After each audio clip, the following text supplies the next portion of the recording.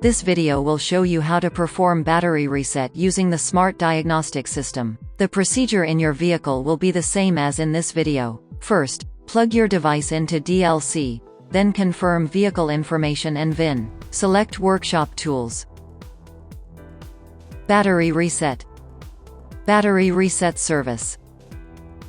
Gateway. Battery Adaptation. Follow the on-screen prompts and input the new battery's information.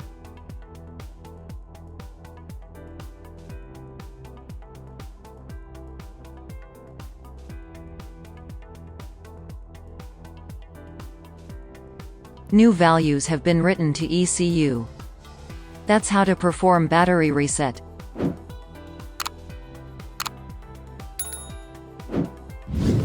For more information, please visit us at innova.com. Find the problem, fix the problem.